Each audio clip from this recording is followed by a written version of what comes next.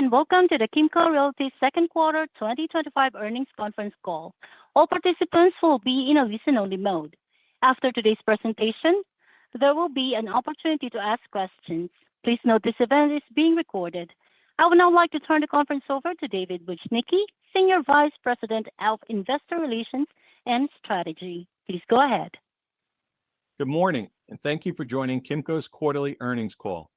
The Kimco management team participating on the call today include Conor Flynn, Kimco's CEO, Ross Cooper, President and Chief Investment Officer, Glenn Cohen, our CFO, Dave Jamieson, Kimco's Chief Operating Officer, as well as other members of our executive team that are also available to answer questions during the call. As a reminder, statements made during the course of this call may be deemed forward-looking, and it is important to note that the company's actual results could differ materially from those projected in such forward-looking statements due to a variety of risks, uncertainties, and other factors. Please refer to the company's SEC filings that address such factors. During this presentation, management may make reference to certain non-GAAP financial measures that we believe help investors better understand Kimco's operating results. Reconciliations of these non-GAAP financial measures can be found in our quarterly supplemental financial information on the Kimco Investor Relations website. Also, in the event our call was to incur technical difficulties, we'll try to resolve as quickly as possible, and if the need arises, we'll post additional information to our IR website. With that, I'll turn the call over to Conor. Thanks, Dave. Before we begin, I want to take a moment to acknowledge the tragic events that unfolded in New York this week and the lives that were senselessly lost. Among them was Wesley LePatner, a respected real estate executive at Blackstone and a fellow member of the NAREIT Board of Governors. Wesley was also a friend of mine from my time at Yale and someone I deeply respected both personally and professionally. Blackstone has been a long-standing joint venture partner of ours, and our hearts go out to Wesley's family, friends, and everyone at Blackstone during this incredibly difficult time. On behalf of the entire Kimco family, we extend our deepest condolences. Now, I'll start with a summary of our stellar Q2 highlights, and I'll provide an update on our strategy going forward and address the macroeconomic environment. Ross will follow with an update on the transaction market, and as usual, Glenn will provide details on our financial metrics and guidance. I'm pleased to report another quarter of consistent, high-quality execution, one that reflects the strength of our portfolio, the discipline of our strategy, and the exceptional efforts of the Kimco team. Let's start with the key results. In the second quarter, we delivered funds from operations of 44 cents per diluted share, representing a 7.3% increase year over year. We continue to see strong property-level fundamentals, with robust tenant demand translating into a blended pro-rata leasing spread of 15%, our highest in nearly 8 years. We also achieved a new all-time high in small shop occupancy of 92.2%, a clear indicator of the ongoing demand for well-located, necessity-driven retail. I also want to highlight the continued momentum in the RPT portfolio, where small shop occupancy has climbed to 90.3%, up 190 basis points since the acquisition just last year, and up 90 basis points sequentially. These small shop leasing results reflect the strength of our leasing platform, driven by new prospecting tools, strong retailer relationships, national scale, and the targeted outreach we're doing through the portfolio review program. In total, we executed 174 new leases for 916,000 square feet at an average spread of 34%, and completed 332 renewals and options covering 1.8 million square feet at a 9.6% spread. Combined, these contributed to a blended spread of 15.2%, further reinforcing the pricing power and productivity of our centers. While overall pro-rata occupancy dipped slightly to 95.4%, largely due to the anticipated lease rejections from Joann and Party City, we had positive absorption that helped offset the impact of these vacates. Importantly, our team is doing a great job of capturing pent-up demand by quickly backfilling space that comes back to us. Specifically, with the Party City and Joann spaces, our team responded with speed and precision, as the majority of those locations are now either released or under LOI, many at significantly higher rents. This quarter, we also leveraged market dislocation to drive additional grocery-anchored conversion, advancing our long-term strategy. This is where Kimco excels, upgrading tenancy and enhancing portfolio strength. As a result, 86% of our annual base rent now comes from grocery-anchored shopping centers, an all-time high that underscores the essential and resilient nature of our portfolio. In addition to driving leasing velocity, we're focused on enhancing execution through innovation. We're deploying AI in targeted high-impact areas, reducing costs, increasing speed, and supporting growth. We've significantly accelerated lease abstraction, freeing up internal resources and improving accuracy. Our teams are also piloting AI tools to enhance small shop tenant prospecting and streamlining early-stage redevelopment planning, both of which support leasing momentum and long-term value creation. These applications are already generating measurable returns and strengthening the foundation for future performance.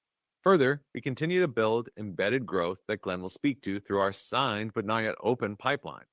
This visibility into future rent commencements reinforces the value of our real estate and gives us confidence in our annual base rent trajectory, particularly in today's more dynamic environment. Turning to capital allocation, we remain disciplined and strategic on how we deploy capital. This quarter, we continue to execute on our capital recycling strategy, monetizing low-growth assets and positioning the portfolio for stronger long-term performance. Private capital interest in our sector remains robust, but we're underwriting carefully and maintaining a high bar for new acquisitions. Our structured investment program continues to deliver attractive risk-adjusted returns and serves as a pipeline for future fee-simple opportunities. Ross will elaborate on this. On the balance sheet, we remain in a position of strength. We took proactive steps this quarter to enhance flexibility and position ourselves for growth, including a well-timed debt issuance and an opportunistic use of our share repurchase program. Based on our strong first-half performance and the lease-up visibility we have ahead, we've increased our confidence in our full-year outlook. Glenn will walk through the updated guidance in a moment, but the message is clear. We are executing ahead of plan and converting leasing momentum into durable cash flow that could grow FFO over 5% for the second consecutive year. To wrap up, we're operating from a position of strength, with 3 clear priorities guiding our continued success. First, continue to drive leasing velocity and accelerate rent commencements from our signed pipeline. Next, backfill return space with stronger, higher credit operators. And finally, allocate capital with discipline while maintaining the strength and flexibility of our balance sheet. With record demand, limited new supply, and a robust pipeline of rent commencements on the horizon, we believe Kimco, with our open-air, grocery-anchored shopping centers in well-located markets, is positively positioned to deliver growth and value creation at the upper end of the shopping center sector. Thank you to our incredible team for their continued dedication and execution, and to our shareholders for your continued support. With that, I'll turn the call over to Ross for an update on the transaction market, followed by Glenn with our financial results and updated outlook. Thank you, Connor. I hope everyone is enjoying their summer. The second quarter was one marked with uncertainty and volatility. However, it also presented tremendous opportunities for Kimco, given our broad investment strategy, along with a strong, well-capitalized balance sheet, great liquidity, and extensive industry relationships. As a result, we are benefiting from meaningful deal flow, a key differentiator for us that we are very excited about. Early in the quarter, we saw several acquisitions that other groups had tied up get dropped amid the uncertainty. Lenders also acted cautiously due to the potential tariff impacts. This was a window of opportunity for us to lean into our conviction in open-air retail. We utilized our structured investment program to offer solutions to borrowers in need of capital. We issued 2 senior mortgages on high-quality grocery-anchored and lifestyle assets with a right-of-first offer on both properties. A portion of the funding for these investments came from the repayment of a pair of mezzanine financing positions on former RPT assets. For the quarter, the net investment on the structured investment side was just under $20 million. Additionally, during the quarter, we sold a long-term flat lease for $49.5 million on a Home Depot parcel in Santa Ana, California at a 5.7% cap rate. As we have indicated previously, we anticipate recycling capital from these flat leases and non-income producing parcels into higher yielding, higher growth investments. Our goal is to sell between $100 million to $150 million in the 5 to 6% cap rate range for these types of properties annually going forward, and this transaction puts us on a good path for 2025. Specific to the Home Depot parcel, we elected to designate this as a 1031 exchange to defer the gains on the sale and have already identified a grocery-anchored property as a replacement. The exchange property is expected to close in the third quarter with a compound annual growth rate of approximately 3%, which is significantly higher compared to the Home Depot that had a roughly 1% CAGR. Since the Vegas ICSC conference in late May up through today, investor apprehension related to acquiring core assets has mostly subsided as concerns related to the tariffs have been tempered. This is manifested with aggressively priced assets transacting, supported by an extremely competitive landscape on the debt and equity side, an abundancy of private capital that is ready to come off the sidelines, as well as the anticipation of possible rate cuts in the second half of the year. These factors, along with our current cost of capital, have limited our ability to accretively acquire. Despite this, we remain active in evaluating new acquisitions of shopping centers outright, and if we see a positive change in our cost of capital, we're positioned to go on offense.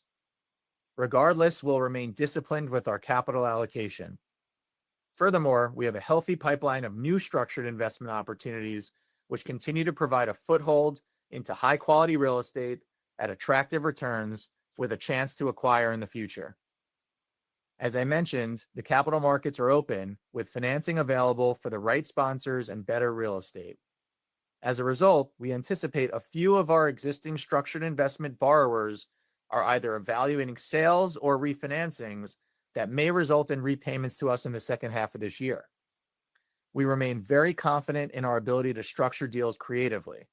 This outside-the-box approach continues to provide us with unique access to a number of other exciting structured investment opportunities, and as I mentioned, we have a solid pipeline of new investments that we anticipate closing in the back half of the year to offset any potential repayments. Overall, we remain disciplined in our approach to capital allocation, prioritizing the sale of low-growth, low-cap rate assets accretively into new investment opportunities with a higher growth profile. Between our existing pipeline and those that materialize during the rest of the year, we aim to remain a positive net acquirer as we were through the first half of 2025. Now to Glenn for the financial results and updates to 2025 outlook. Thanks, Ross, and good morning. The strength and durability of Kimco's open-air platform resulted in another quarter of solid performance. We again delivered strong per-share FFO growth, broad-based leasing momentum, and ended the quarter with over $2 billion of available liquidity. Let me walk you through the quarter. FFO was $297.6 million, representing a per-share increase of 7.3% to 44 cents per diluted share, compared to 41 cents per diluted share in the second quarter of last year. This growth was driven primarily by a $20.8 million increase in pro rata NOI, which reflected higher minimum rents, stronger net recoveries, and a 21 basis point improvement in credit loss, which came in at 89 basis points for the quarter. Year-to-date, credit loss stands at 72 basis points, highlighting the durability of our tenant base. We also saw a $4.8 million incremental contribution from our structured investment program this quarter. Offsetting these positives was a $7.9 million increase in consolidated interest expense tied to our 2024 and 2025 refinancing activity.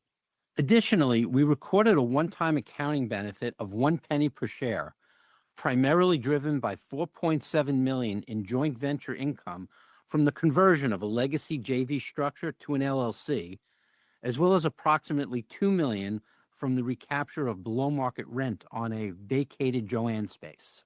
First half FFO totaled $599.5 million, or 88 cents per diluted share, a 10% increase over the first half of 2024. Turning to operations, as Connor mentioned, this was another strong quarter for leasing across the portfolio, with tenant demand translating into healthy spreads and record small shop occupancy. Same-site NOI increased 3.1%, driven by contractual rent growth, contributions from ancillary income, and further improvement in credit loss. The signed but not yet open pipeline remains a key growth driver. We ended the quarter with a lease-to-economic occupancy gap of 310 basis points, representing approximately $66 million of ABR. We expect about 40% of that to commence in the second half of the year, which will contribute $7 million in incremental rent.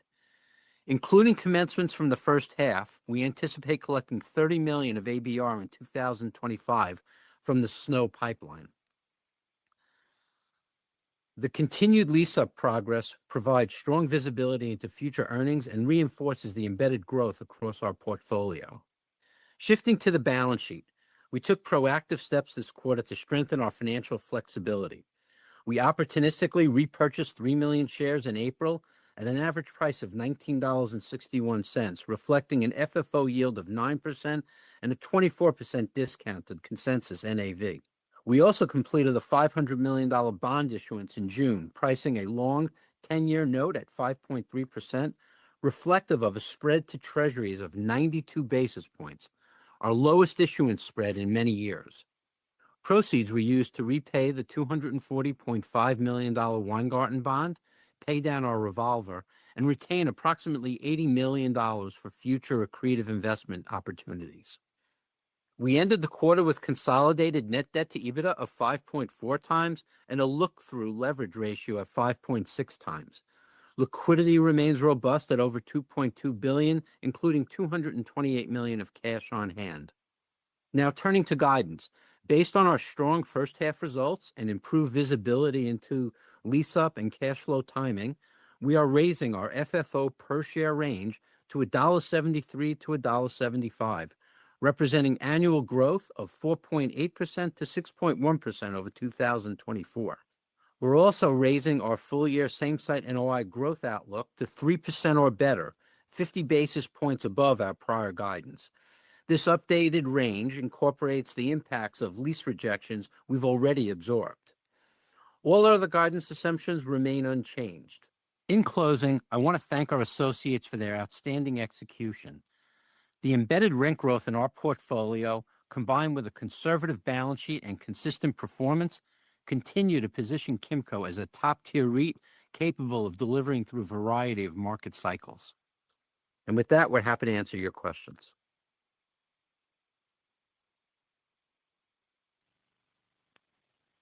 Thank you. If you would like to ask a question, please press star followed by 1 on your telephone keypad. If for any reason you'd like to remove your question, press star followed by 2. Again, to ask a question, press star 1. As a reminder, you are only allowed to ask question once, and if you have any follow-up questions, please press star 1 again. And if you're using a speakerphone, please remember to pick up your handset before asking a question. We'll pause here briefly as questions are registered.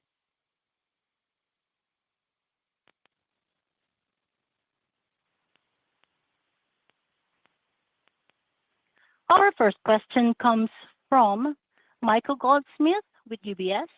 You may proceed. Good morning. Thanks a lot for taking my questions.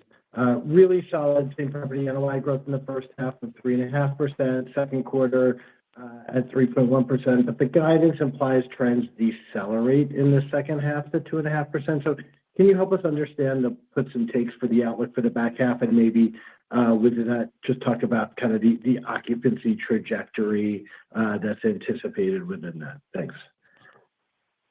Sure. Thanks. Good morning, Michael. Just so we increased our annual guide to 3% or better, again, and that's coming off of 2% or better at the beginning of the year. It's based on just the positive operating performance of the operating portfolio. We have seen quicker rent commencements from the SNO pipeline, which has added another $5 million since the original guidance. We have now accounted really for the impact of the Party City and Joann bankruptcies, which will have a much more impact during the second half of the year, as we'll be, we're down about $5 million per quarter from those vacancies due to the bankruptcies. But having said all that, we're very confident that we'll be able to achieve the 3% or better level for the full year. Again, same site NOI, it's a full year guide number, and it takes into account any of the comps from last year. And then from an occupancy standpoint, we definitely feel like Q2 was the trough as we look at the back half of the year, with Q3 and Q4 already generating incredible momentum. Obviously, when you look at the small shop occupancy up to 92.2, a new record high for the company, is incredible and impressive. And what's impressive about that actually is about over the first half of this year, but we've leased about 100,000 square feet of vacancy that's been vacant for over 3 years. And I think that's just a further demonstration of the demand for quality product and retailers and operators really looking to enter and participate in a Kimco shopping center. So really pleased with sort of where we are today and our expectations for the back half of the year.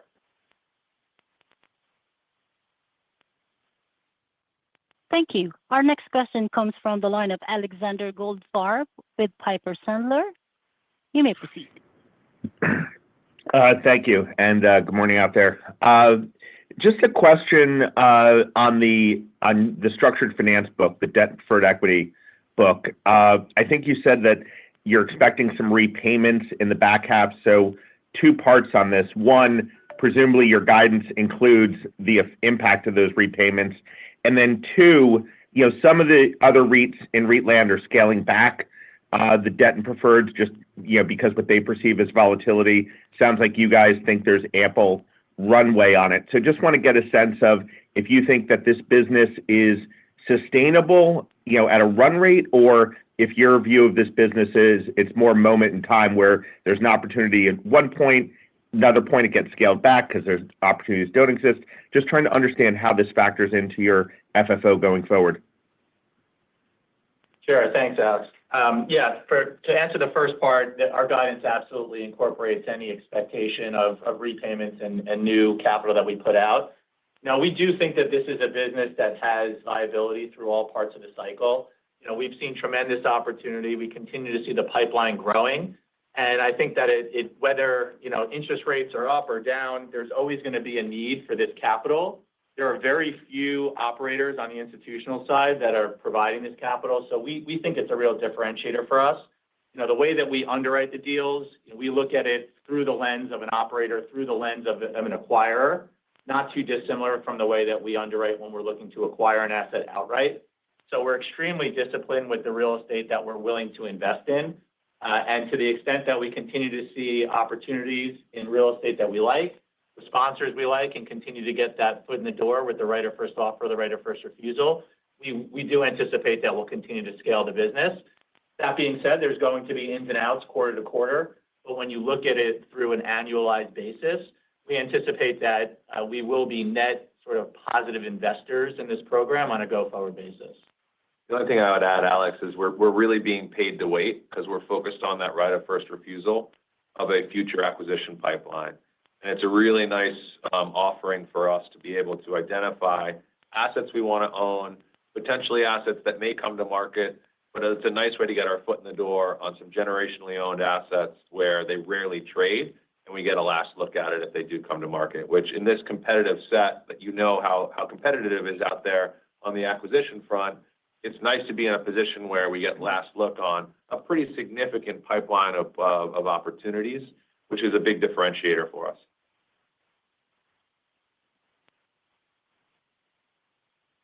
Thank you. Your next question comes from Greg McGinnis with Scotiabank. You may proceed. Hey, good morning. Given the more aggressive pricing and institutional investor interest in grocery-anchored shopping centers, is there any desire to expand the JV platform to help fund acquisitions that you're currently priced out of, given the cost of capital, or have your current partners talked about making additional investments in the relationships you already have? Yeah, it's a great question, and I think we like to think of it as a tool in our tool belt. We always have the opportunity with some really wonderful partners, some of which are looking to expand within retail, other new potential partners that have expressed interest in co-investing with us. So, we continue to have those conversations. Where we sit today, we think that we've taken an appropriate approach to capital allocation in terms of selling some lower growth, lower cap rate assets, and then redeploying that into higher growth opportunities, primarily with grocery anchored. So as we indicated, we have identified a 1031 exchange for the Home Depot sale that occurred in the second quarter, and that will be something that we can acquire on our own, a grocery anchored asset with a 3% plus CAGR. So to the extent that we can recycle sort of internally into wholly owned assets, we'll continue to do that, but also have the optionality in the future of considering scaling the joint venture program.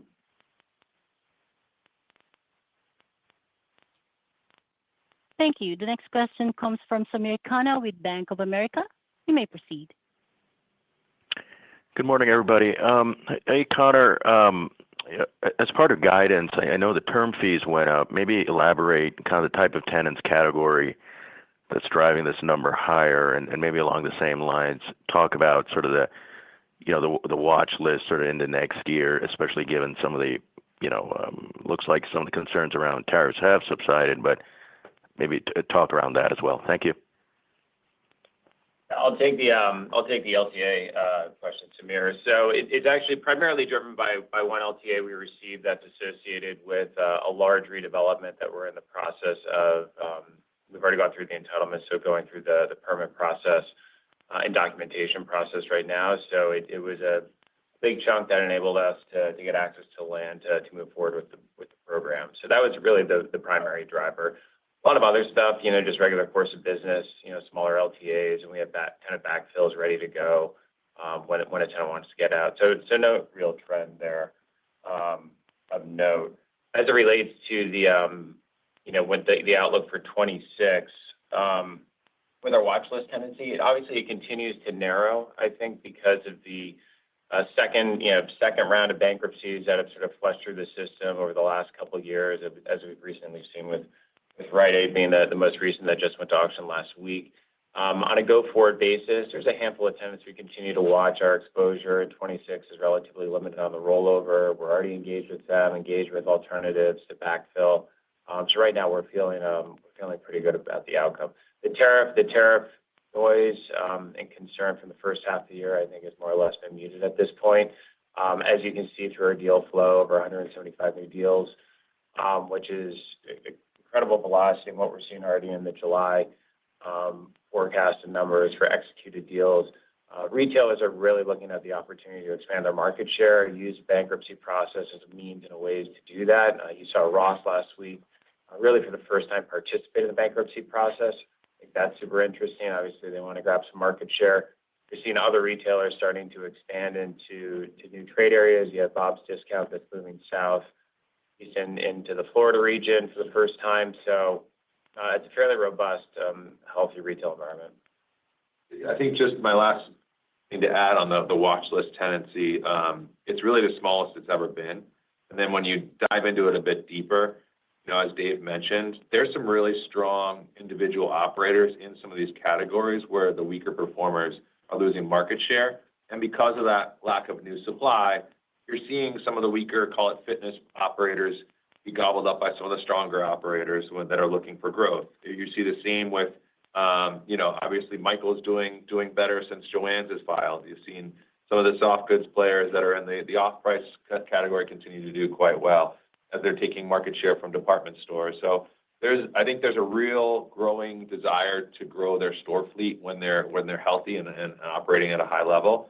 And we continue to see with the Joann's and the Party City boxes, the diversity of demand that we have. So whether it's the large anchor boxes, we've done a number of new deals and have a large pipeline with BJ's, you've got Dick's House of Sports, you've got Walmart, you've got Costco, Home Depot, Lowe's. You've got a number of big box players, including IKEA, doing deals with us. And then the junior box, is very robust. That's where we see a tremendous amount of demand from not only the traditional off-price players, but grocers and others. And then our small shops continue to tick up as well. We're seeing deal volume elevate quarter over quarter, meaning that we have continued momentum to push that all-time high occupancy even higher. So our focus is continuing to obviously execute, and that watch list tenancy is getting smaller and smaller, and those leases are typically significantly below market. So those are opportunities for us.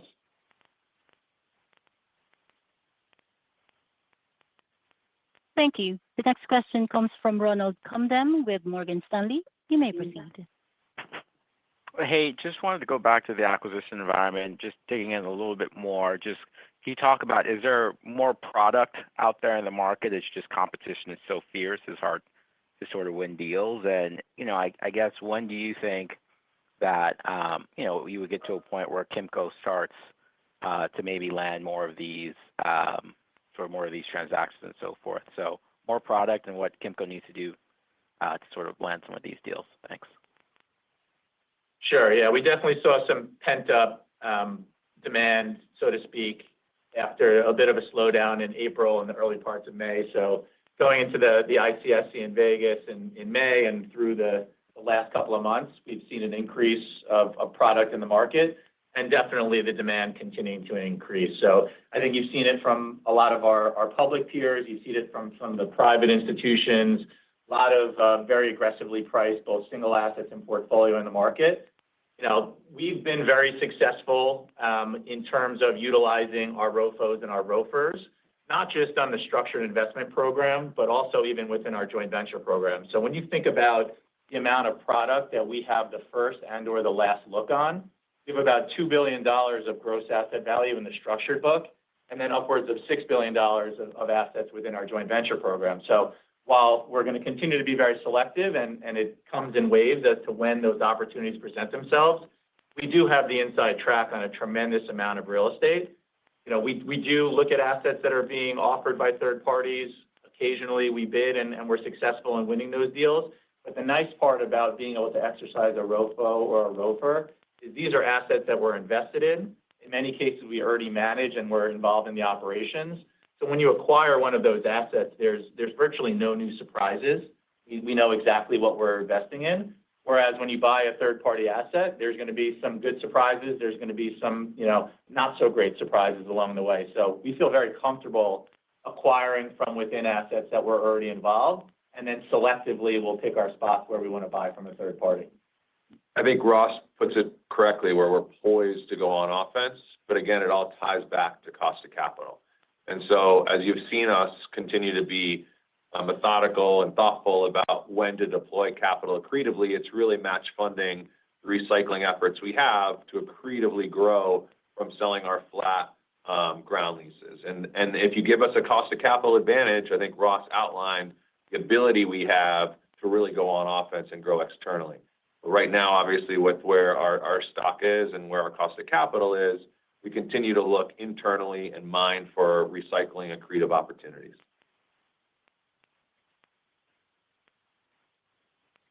Thank you. The next question is from Michael Griffin with Evercore ISI. You may proceed. Great, thanks. Maybe just going back to the leasing pipeline and specifically on kind of small shop tenant demand. Appreciate your comments there and the ability to kind of push on occupancy. But can we break that down a little bit? I know about a quarter of that comes from those national retailers that probably have a longer time frame that they need to realize to expand their real estate footprint. But for maybe some of those regional local players, not necessarily mom and pops, but small businesses that might have more uncertainty kind of projecting out their financials amid the tariff situation, are you still seeing good demand from that cohort as well, or is it predominantly the national brands? Thank you. Great question. I think you're seeing a healthy demand across all categories as it relates to the financial strength from a corporate national to a regional to a local mom and pop. Again, they're looking to open their business. They're looking to, this is their primary means in which to generate income. So they want to pick a great center, a great co-tenancy, and partner with a landlord that has the funds and the means available to make sure and ensure that their business has the opportunity to thrive. So I think they continue to gravitate toward the Kimco Center and see that. You see it a lot on the service side. I mean, over 75% of our deals in the trailing 4 quarters have been service related, and that's inclusive of, restaurants, personal care, fitness, med. And so that is very much a combination of those that do franchises. Franchises is a very active, broad category because it enables the operator to just focus on running the business while the franchisor helps to develop and deliver the concept. And then on the restaurant to QSR side, we've seen significant uptick from last year to this year, almost 30-40% higher. And you're seeing a lot of the trade out from the 1.0 to the 2.0 type QSR tenants with the Cavas, the Shake Shack, Raising Cane's, In-N-Out expanding, Chick-fil-A, obviously. So that's more on the national side. But yeah, we're seeing a healthy balance across those 3 broad categories. This deal volume on the small shop side was 155 small shop deals. So when you think about the run rate typically for us is usually right around 115, call it. So it is elevated going, and continues to come from, these are obviously spaces that, because we're at all-time high occupancies, these are spaces that may have been dark for a while, may have been vacant for a while. So you're seeing the breadth and depth of the demand, the ability for us to continue to push on the small shops, because it's really all about services that are just exploding into the shopping center. Services we love because it gets you, off the couch in your car to the shopping center, and it has to be done in person. And it's very much an e-commerce resistant type use. So we continue to like how the shopping center has evolved. And, the small shop use case continues to gravitate and attract really best-in-class operators that are looking to connect with consumers more conveniently and provide a value proposition. Thank you. Our next question comes from Craig Mailman with Citi. You may proceed. Hi, this is Sydney McEntee on for Craig. So there's obviously been good progress on backfilling in the quarter. Just curious if there's any more color on the remaining Party Cities and Joann's being marketed. Are you getting interest from single tenants on those, or considering splitting boxes, or anything that would be helpful there? Thank you. Yeah, we're still getting really strong interest on the single tenant backfill opportunities. Obviously, I mentioned a handful of tenants that are now expanding into some of the markets where these boxes reside. When you look at when we say resolved between assigned, executed at lease, or at a healthy stage of LOI, that's over 90% for both. Just this week, actually, we signed 3 Joann boxes, 2 coming in late last night, both with TJX, and we actually signed those deals in under 10 days from when they approved it at REC committee to when we actually had a fully executed deal, which is absolutely extraordinary. Again, shows the demand, but more importantly, shows the relationship and the partnership between the two companies and the way we all work together with conforming leases, getting well ahead of the construction schedules and the work letters, and really approaching this as a true partnership.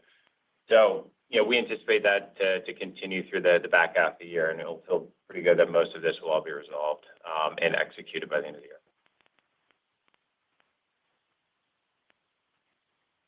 Thank you. The next question is from Floris van Dijkum with Ladenburg. You may proceed. Hey, guys. Thanks for taking my question. My question, I guess, is a little bit on the operations are pretty impressive, and the demand is clearly there. Maybe if you could talk about some of the initiatives that you are working on to improve your expense recovery ratios, and where do you think those will go? Presumably, they will go higher as you lease more of the vacant space, but are you also doing some other things operationally that should lift your expense recovery going on a going forward basis? Yeah, it's a great question, Floris. Thanks. And you are right. As the occupancy increases and those tenants open, the recovery ratios should increase as well.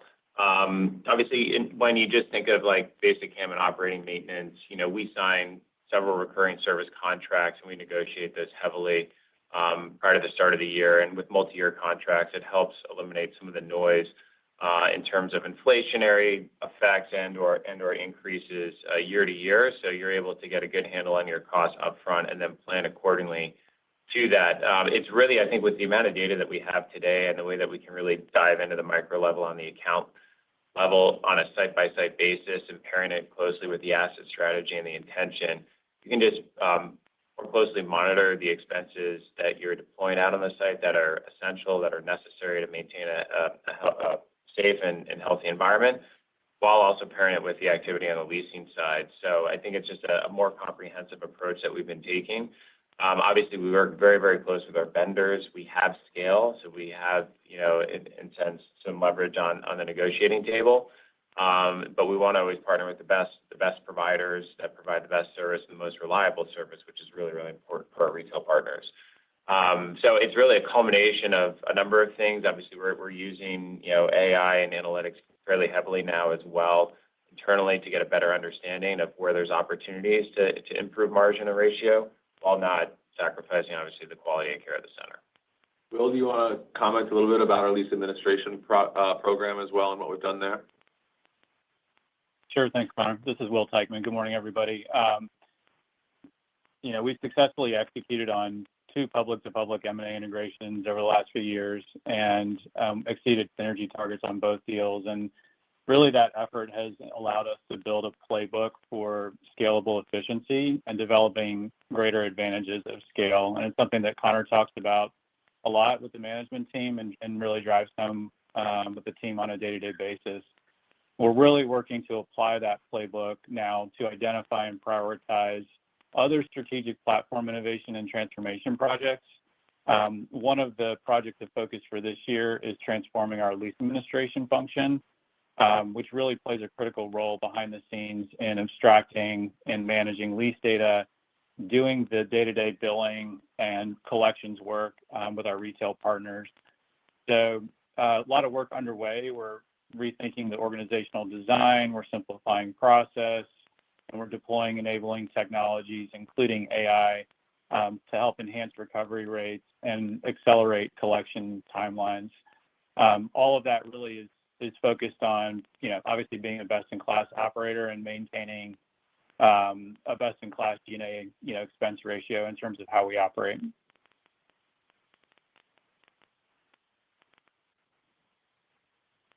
Thank you. The next question comes from Arjun Sanabria with BMO Capital Markets. You may proceed. Hi, good morning. Just hoping you could talk a little bit about the resi and entitlements that you guys have available to either harness for longer-term value and or to monetize, and kind of how you're thinking about that as part of the capital recycling. You talked about selling some of the flat leases, but just curious if resi and entitlements is part of that or if that's not the focus today.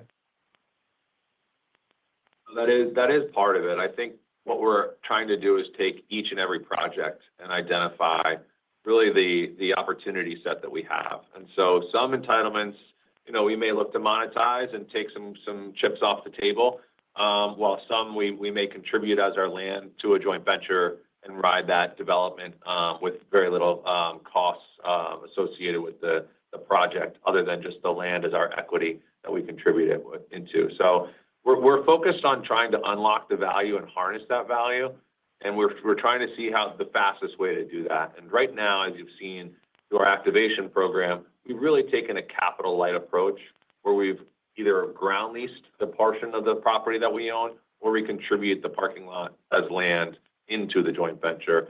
And I think as we look to the pipeline, we may look to see obviously where supply is and demand is across the country, where these projects might sit, and if it makes sense to activate a few more in the near term. So we're working towards that, as well as looking to see which ones could potentially be monetized.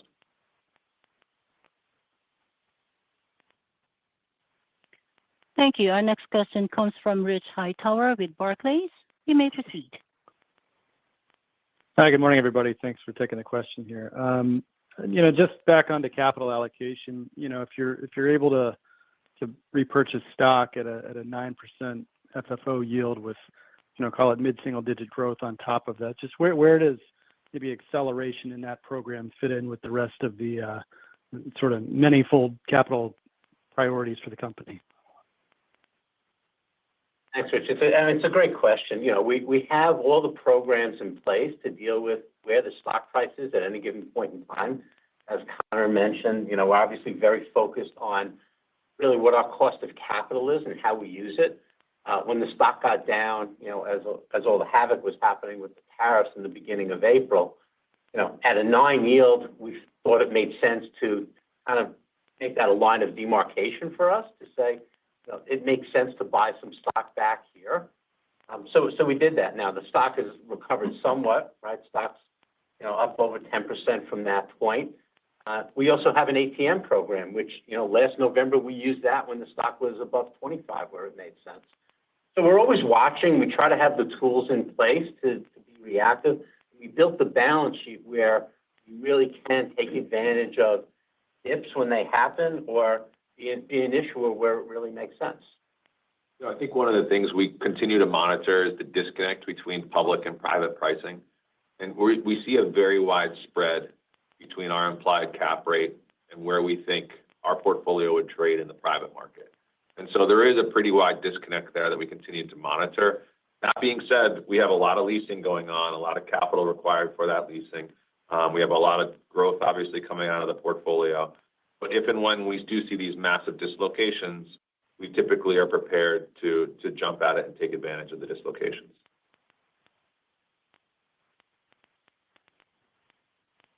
Thank you. The next question comes from the line of Cooper Clark with Wells Fargo.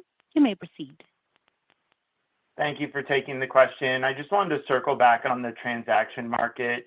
Curious what types of private buyers you're finding yourself competing with on new deals, and any comments you could share on their yield hurdles or leverage profiles. And then also curious if you're seeing more attractive opportunities for larger portfolio deals versus one-off transactions on a cap rate basis, just given the scale and relationships you spoke to earlier on the call. Sure, happy to. Yeah, a lot of capital on the private side and the public side. I mean, we're going up against pension funds, sovereigns, a whole bunch of groups that have been hanging around the retail sector for many years. In some cases, even conversations we've had with groups on the joint venture side that are looking at putting out capital on their own account. So there's just been a tremendous amount of competition and capital that we've gone up against. We have been able to pick our spots, as you've seen. And again, leaning into the structured investments where we can be very flexible and create, I think, unique solutions for borrowers. I think, interestingly, this quarter, on the couple of deals that we closed on, we were the lender in a senior position. So, you've seen us be very flexible and adapt to the market depending on where those opportunities present themselves. In terms of the larger portfolios, the pricing has been pretty consistent on some of the portfolio transactions that we've seen trade versus some of the one-offs. There's been various points in the cycle where bigger was better or bigger was not necessarily better, depending on your perspective as a buyer or seller. Right now, I think that the portfolios are pricing as aggressively as the one-offs. So no real sort of opportunity in terms of an arbitrage to buy larger versus single assets. You saw with our transaction with RPT at the beginning of 2024, that was a point in time where we felt that larger portfolios were trading at a significant discount, and we took advantage of that. But at this current moment, we haven't seen that exactly occur right now. There's a few aggressive buyers that I think are sort of unique. Some of them are fund structures where they need to get capital out, where it's coming to the end of their fund life and they're leaning into the space. Some are building platforms and needing scale and putting capital out aggressively to race to get that scale. So those are obviously ones we take a step back and watch. But it's clear that there's a lot of capital and a lot of interest because if you look at the fundamental cash flow growth, it's very strong even relative to other sectors. And these are all primarily unlevered acquirers, so that the debt cost isn't necessarily factoring into their yield. And I think for the most part, investors for core products are backing into mid to high single-digit IRRs. Thank you. Our next question comes from the line of Haendel St. Juste with Mizuho. You may proceed. Hey, guys. So a lot's been covered, but I was hoping you could go back and maybe give us an update on the backfills of the Joann's and the Party City boxes. How many are left to fill? How many LOIs you might have outstanding? What the new rents and spreads look like, and how the CapEx spending is coming along. Thanks. Yeah, sure. Absolutely. So on the Joann side, as I mentioned, we signed another 3 leases this week. So we have 6 executed, 1 assigned, 1's under contract as part of a center to sell.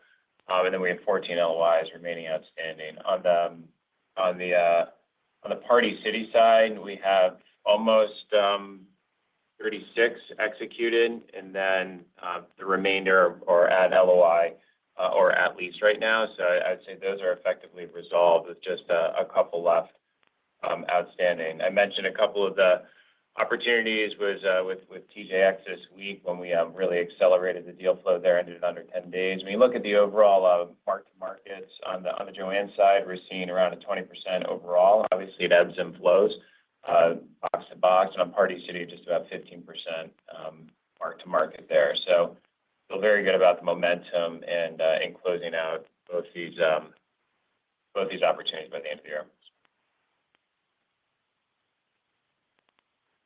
Thank you. Our next question comes from the line of Alex Agian with Baird. You may proceed.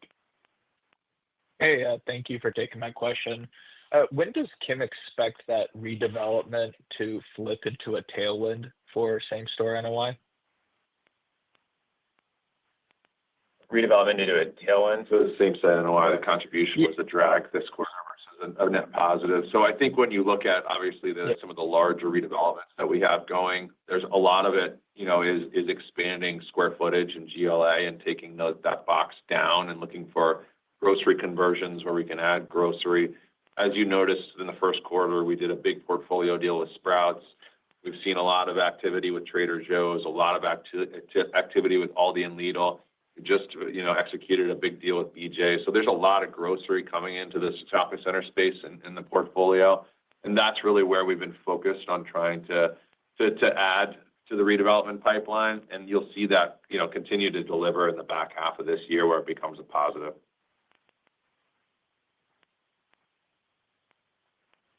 Thank you. Our next question comes from Mike Miller with JPMorgan. You may proceed. Yeah, hi. Glenn, how much of the guidance increase was driven by the higher same-store outlook versus the one-time accounting item that you kind of referenced?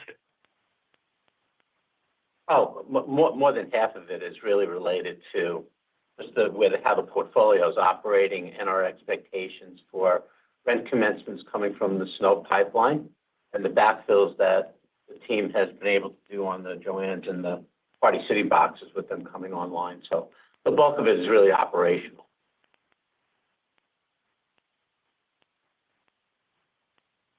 Thank you. Our next question comes from Linda Tsai with Jefferies.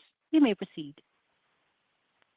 Hi, thank you. A question for Ross. How has cap rates changed since ICSC across different property types, and which regions or shopping center formats are you seeing better opportunities?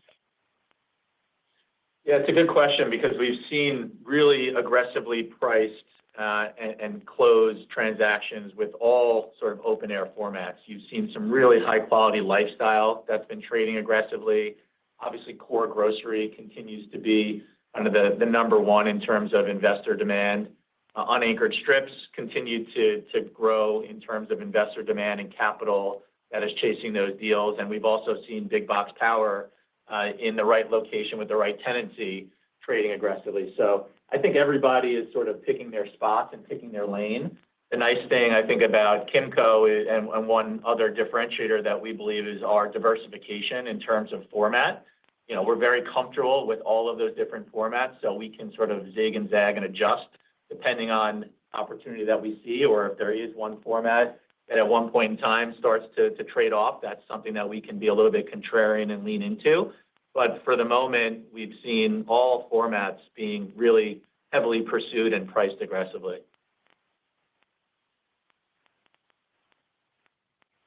Our next question comes from Michael Gorman with BTIG.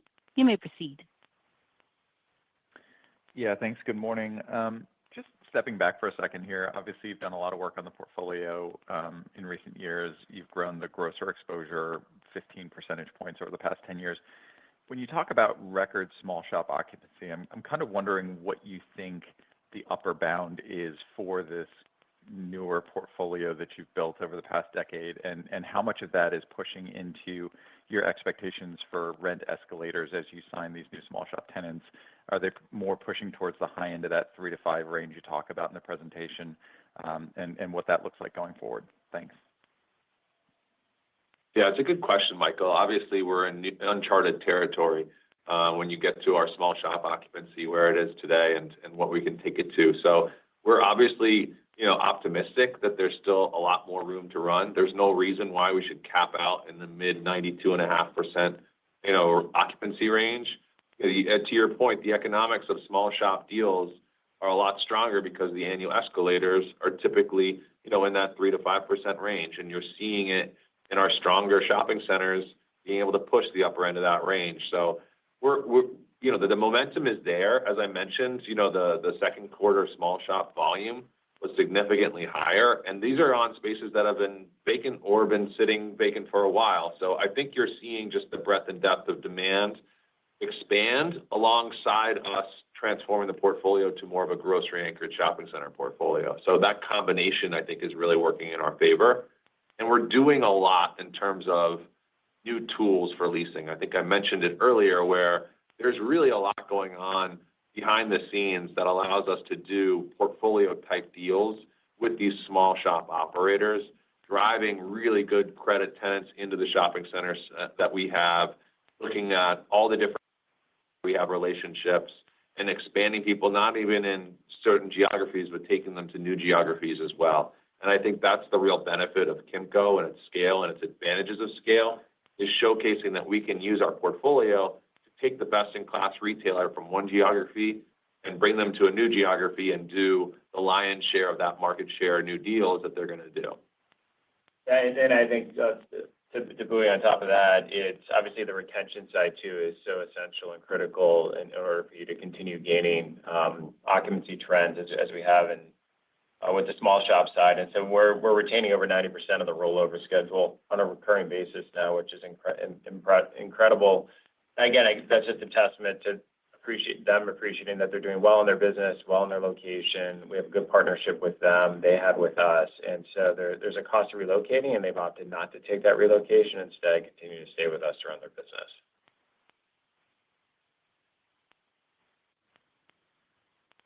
Thank you. Our next question comes from Omotayo Okusanya with Deutsche Bank. Please proceed. Yes. Good morning, everyone. Congrats on the quarter. Really good execution here. The broader question I have is just, again, you just take a look at the group in general and stock performance relative to the broader REIT sector. And it just kind of feels like investors are still pretty worried about, the retail outlook and the implications for shopping centers going forward. I just wanted to ask you guys, do you think that's valid? Do you think, again, 26, when tariffs are kind of all settled and they're clearly going to be at higher rates, that really becomes an issue? Or, are people or investors just overly concerned, just kind of given the strong operating and demand trends that you and, in fact, several of your peers continue to see?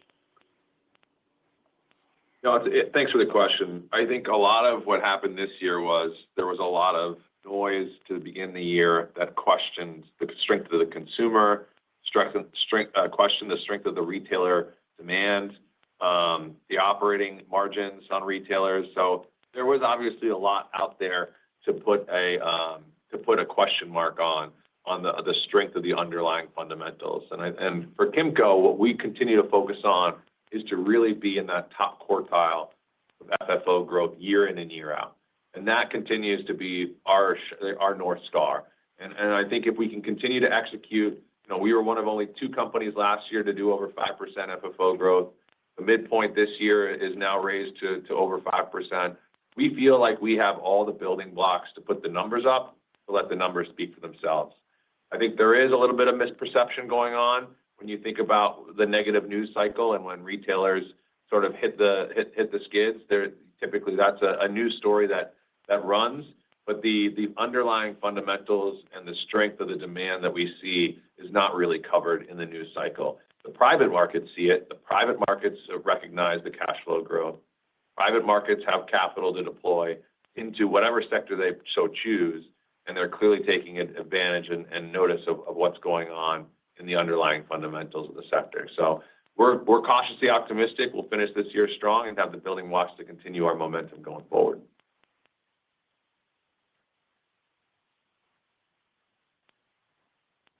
Thank you, ladies and gentlemen. We currently have no further questions. I would like to pass the conference back over to Speaker David Bujnicki for any closing remarks. We'd like to thank everybody that participated in today's call. If you do have some follow-up questions or need further clarification, please don't hesitate to reach out. Otherwise, I hope everybody enjoys their summer. Thanks so much.